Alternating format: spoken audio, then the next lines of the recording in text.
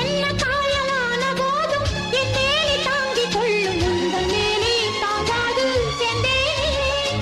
எந்தன் காதல் என்னவென்று சொல்லாமல் ஏங்க ஏங்க அழுகை வந்தது.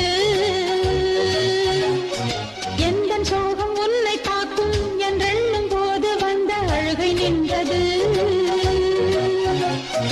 மனிதர் உணர்ந்து கொள்ள இது மனித காதல் அல்ல, அதையும் தாண்டி புனிதமானது. அபிராமியே தாலாட்டும் சாமியே நான் தானே தெரியுமா